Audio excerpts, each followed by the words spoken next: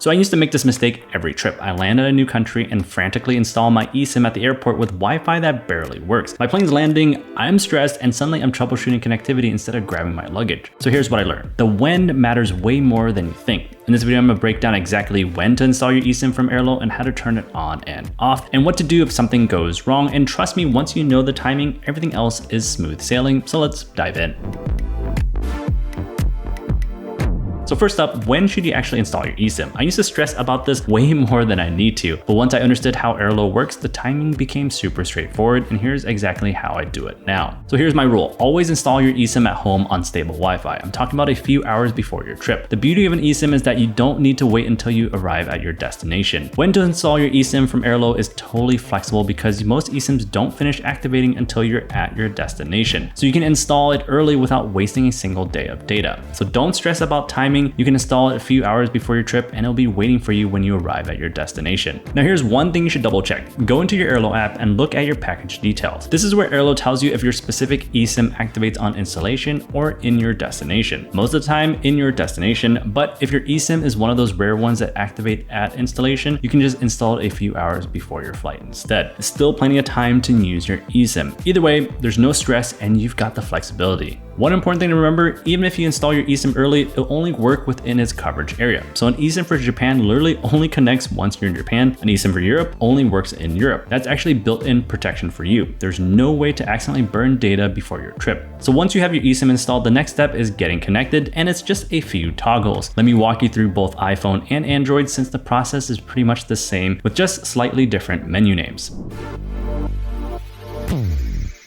To turn on your eSIM for iPhone, go to Settings, Cellular, or Mobile Data, and you'll see your eSIM listed. It might say Travel or Secondary if you haven't given it a label yet, and tap the toggle to turn this line on. Now don't worry, toggling this doesn't break anything. You can turn it on and off as many times as you want. Tap on cellular data, select your eSIM to route your data through it. And here's the pro move, turn off cellular data switching on your home SIM. This makes sure you never accidentally use your carrier's roaming, which is where those surprises charges come from. If your eSIM includes calls and texts, set your eSIM as your default voice line. And then check the Airalo app for any data roaming or APN setup instructions if needed. And then you're connected. Your eSIM is now live. Now to turn off your eSIM, just go back to Settings, Cellular, tap on eSIM and toggle turn this line off. And here's the key thing, turning off your eSIM doesn't delete it. You're not losing anything. Think of it kind of like pausing. You can turn it back on and reuse it at any time.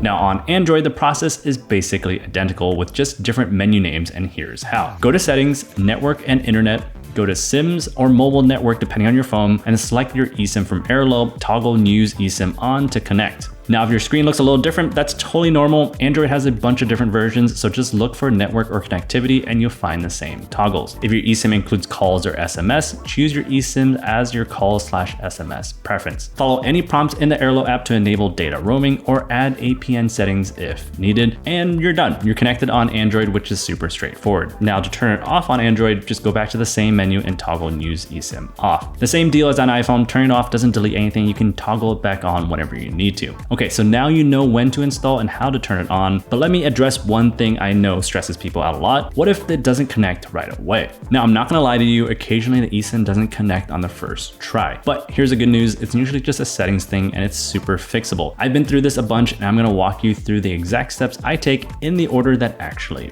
works.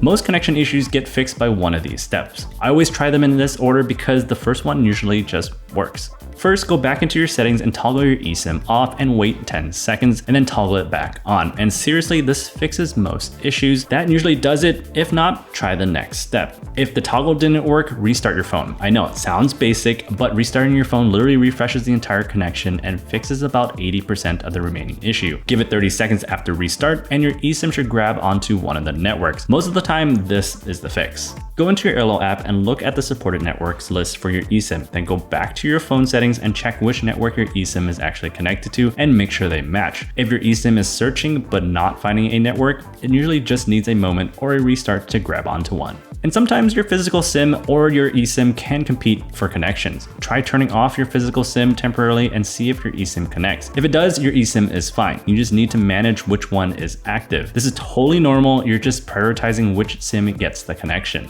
Open the Airalo app and look for APN setup instructions, and depending on which country you're in, you might need to add or adjust APN details, and the app will tell you exactly what you need to do. APN stuff sounds technical, but Airalo makes it super simple. And if you're still not connecting, just double check that airplane mode is off. It sounds obvious, but I've done this more times than I want to admit. That usually catches it. If none of these steps works after you try them all, your eSIM might actually have an issue, but here's the thing, just hit up Airalo's 24/7 support in the app. They're super responsive and can usually fix things in minutes, and you're not on your own here, support's got your back.